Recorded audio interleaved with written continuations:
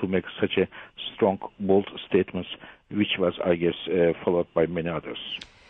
Where are governments at in acknowledging what you're saying and accepting that crude oil prices, at any rate, if not overall oil prices, are now permanently higher? Is that the way they're talking? And are they talking about their search for alternatives? I'm very happy to see that the many governments are now taking the oil security much more seriously than before. But to my surprise, it is not the countries of the so-called industrialist countries, industrialist world, but it is mainly China who is taking this risk very seriously. But of course, I should mention that the US, some European countries, and some Pacific countries are also taking it seriously. And what we can do is we can do a few things. One, considering that about 90% of the growth in total oil demand is coming from the transportation sector, cars, trucks, and jets, we can try to use them, first of all, more efficiently. So this is a major issue in countries like US, Australia, New Zealand, and others. Second, in many countries, again in the US, in Europe, but mainly in China, there is a growing interest for electric cars. And this could also be a way of reducing our dependency on oil. And third, there are some other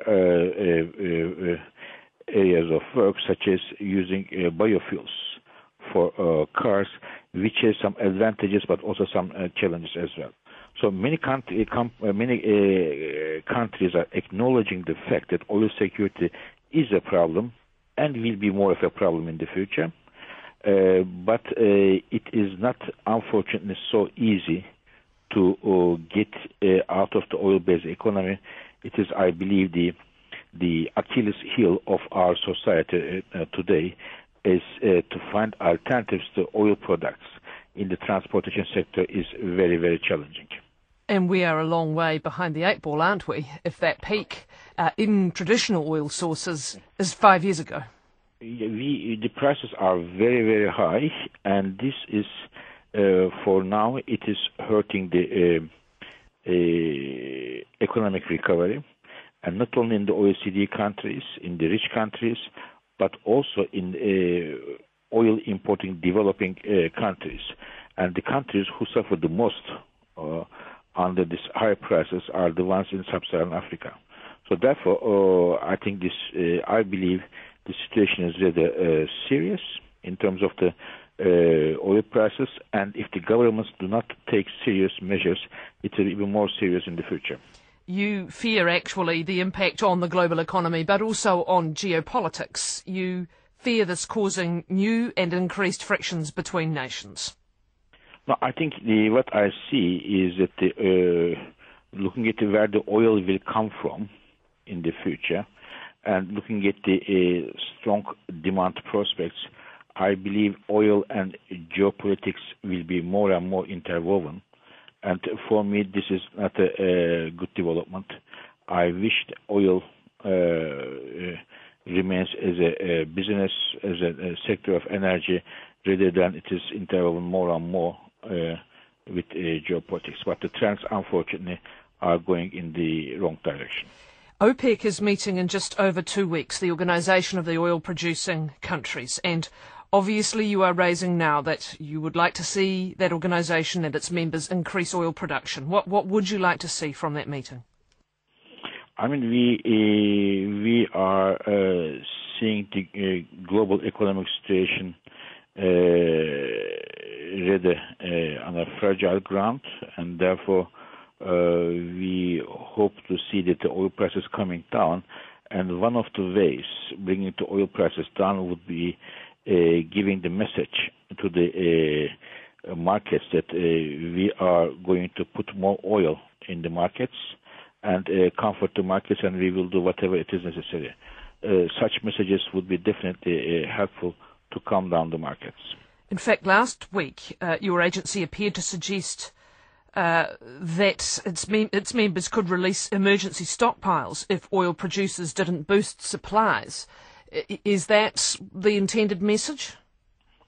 I think what we and our governments wanted to say is that we consider the oil prices are coming to a risky level for the global economy, and both producers and consumers should do whatever they can do to have more oil in the market. And if we do so, producers and consumers, this will comfort the markets, and this will be good news not only for the consumers but also for the producers. It could be that a nation like the United States, which is obviously consuming an enormous amount of oil and paying high prices for it, it could, if it chose, tap into government stockpiles. Is there anything constraining it from doing that? I think all of our governments, not only the United States, are following the situation very carefully, and we should all acknowledge that the U.S. economy is crucial for the global economy. When the U.S. economy went through difficult times in 2008, we all felt the implications of the financial crisis in the U.S. overall on the global economy. Therefore, I think we have to look at the international economy, definitely, but we all have to keep a good eye on what is going on in the U.S. economy. Just finally, Dr. Birol, for those who hope that somehow, somewhere, new supplies will open up to meet world demand and the prices will stabilise from that source, what are the geological limits that you identified, one of the factors? What are they, and are they permanent? I think it will depend on the price levels. In our scenarios, the price levels in the next 25 years coming to about $120 in real terms in 2035. We can expect oil production, total oil production, to be about 98 million barrels per day between now and then, and 10 million barrels per day, an increase in 25 years of time. And this would come mainly, as I said, from Iraq, very important country, Saudi Arabia, Iran, and others, as well as some unconventional oil from Canada and elsewhere. So the geological constraints are simply that the oil is not there, or that countries and companies are not looking for it?